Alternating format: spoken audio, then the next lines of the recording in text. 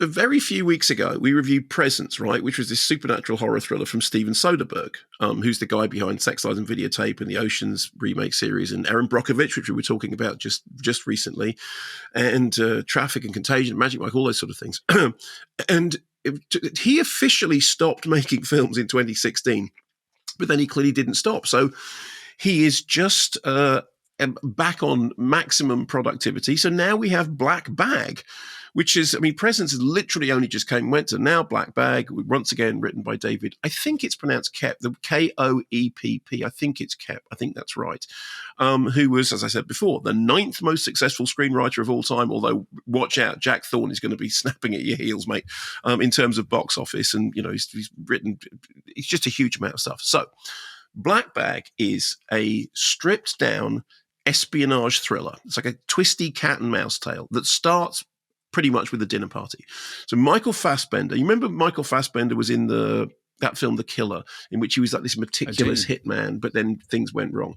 Well, once again, Michael Fassbender cast as somebody who is very, very meticulous, like super meticulous about everything. He and Cate Blanchett are George and Kathryn, married couple. They are both. Is the word spooks? Do people still use that for, you know, for... I think everyone knows what you mean. So they're both in the espionage industry. They apparently have a successful marriage, although they both have their black bag areas. Black bag area means if somebody asks you about something, so black bag, can't talk about that. So where were you on Thursday? Black bag, can't talk about that. They have invited round to their house a group of people who are also all in espionage. Tom Burke's Freddie, who is this kind of... He's a bit of a bad boy and he's been passed over for promotion. Marissa Abella's Clarissa, who is a surveillance expert who is with Freddie. Naomi Harris's Dr. Zoe Vaughn, who is the professional sort of psychiatrist who has to tend to all their needs to make sure they're fit for work. And Regé-Jean Page, who is having a relationship with the therapist. So they're all sort of involved with each other. George has been given 1 week to find a leak, and he's been told there are 5 people who are potential suspects, and it's those 4 and his wife. So his wife is one of the suspects because these are the people that would have had access to be the thing of the leak. So he's made this meal because he's a great cook, but he spiked the dal so that everyone gets a little bit, you know, loose-lipped. Mm-hmm. And what happens is they then have the dinner. Sort of fights break out between people because they're all having these weird interpersonal relationships.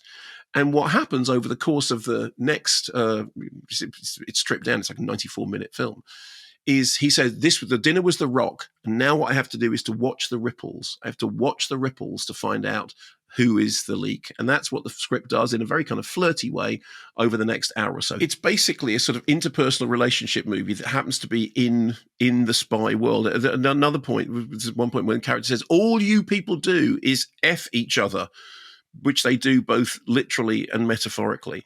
And as with all classic espionage movies, as with Tinker Tailor, in fact, there is a lot of Tinker Tailor in this because it's not really about spying. It's about lying. It's about groups of people lying to each other.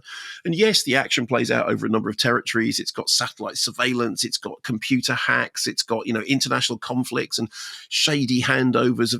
But that's not what it's really about. What it's about is, can you have a successful relationship in a world in which everyone's got their black bag areas? More than one character says, in this profession, it's just too easy to cheat. You know, it's just the whole structure is this what we do. We're all, and in fact, one of the things about George is that he hates liars. In Sex, Lies and Videotape, there's the James Spader character says liars and lawyers, the 2 things I hate, liars and lawyers.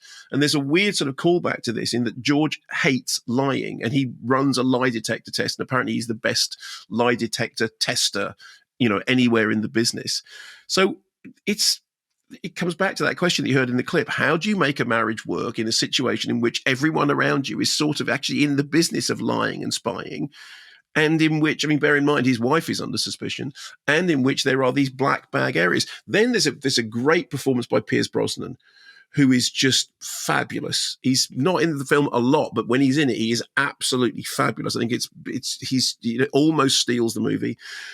David Holmes' score, which kind of really evokes the idea of a lot of junk being jangled around, being shaken to see what they think, but, you know, he's throw in the rock and watch the ripples. I mean, it's nonsense.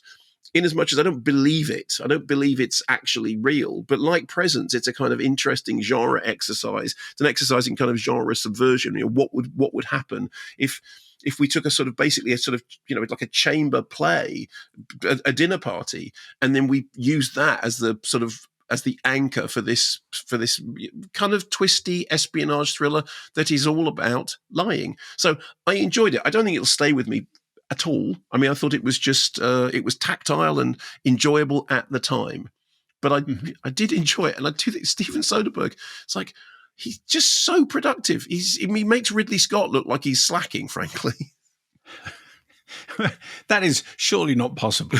Ridley is working faster than any other movie maker in the world. Ridley makes films quicker than Jack Thorne can write another best-selling drama. And the difference is Ridley makes massive films short. I mean, that's the thing. He makes them in like 3 months, and then Napoleon, So